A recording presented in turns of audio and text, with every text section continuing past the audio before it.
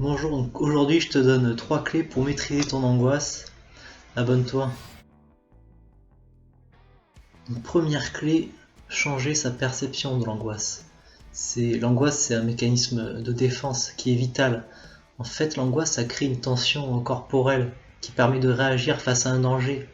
Mais par exemple, quand on a faim, le danger c'est de mourir de faim. Donc ça crée une tension corporelle, une angoisse voilà, qui pousse en fait le sujet, l'individu, à agir pour aller chercher à manger. Voilà. C'est un mécanisme de défense. Et l'angoisse, elle est stimulante. C'est vraiment le but de l'angoisse, c'est de stimuler en fait. Si l'angoisse, elle invite à la prudence. Tous les sens sont en éveil, donc ça crée de la vigilance. Le corps se prépare pour passer à l'action par l'agressivité, la fuite, ou sinon, si l'angoisse est trop forte, on reste bloqué. L'action est la suite logique de l'angoisse. La preuve, c'est que la tension, elle diminue après le passage à l'acte, justement. Dès qu'on passe à l'action, l'angoisse, elle s'atténue.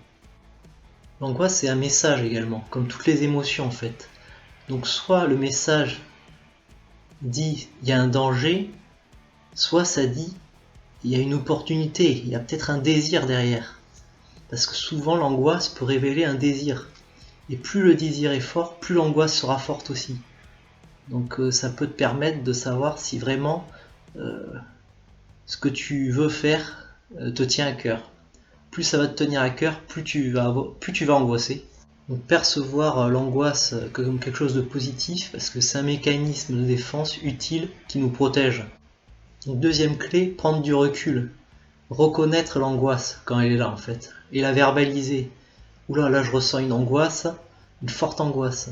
Rien que de verbaliser ce qu'on ressent, ça permet de changer de mode, de passer du mode émotionnel au mode rationnel. Ça va atténuer ton émotion puisque tu mets un sens sur ton émotion.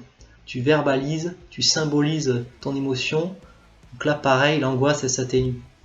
Respirer et accepter totalement son ressenti.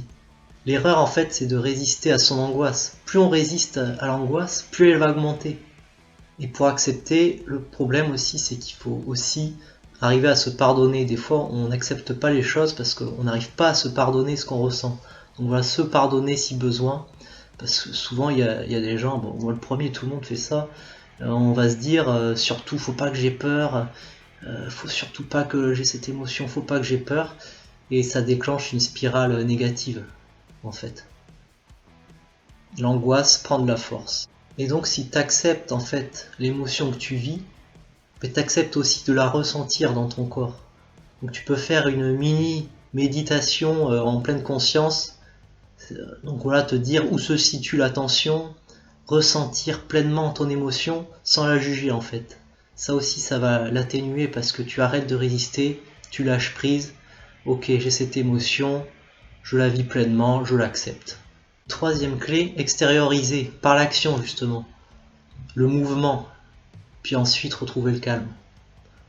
Donc tu peux extérioriser par le sport intensif, tu peux bouger, tu peux sauter sur place, tu peux faire des mouvements, voilà, tu passes à l'action, tu fais du sport intensif, tu bouges, tu es dans le mouvement, tu passes à l'action, tu peux dessiner aussi et tu peux même gribouiller sur ta feuille et jeter la feuille. Tu peux taper aussi si t'as un punching ball, ça c'est parfait pour réduire l'angoisse. Tu peux courir, te taper un sprint. Voilà, tout cela en fait pour décharger justement toute la tension qui reste. Et bien sûr l'angoisse, si elle est trop longue et trop forte, bien sûr elle épuise. Donc c'est bien de revenir au calme avec un exercice de relaxation, faire une cohérence cardiaque, écouter une musique relaxante, faire une méditation, se reposer, tout simplement faire une petite sieste pour retrouver le calme, c'est vraiment important aussi. Derrière, après avoir extériorisé l'angoisse, ensuite retrouver le calme pour repartir pleinement voilà, dans ta vie. Merci d'avoir suivi cette vidéo et n'oublie pas de réagir, de mettre un pouce bleu, de partager. Tu peux t'abonner aussi si c'est pas fait. Alors, moi je suis passionné par la psychothérapie, le développement personnel. Donc je vais faire plein de vidéos là-dessus.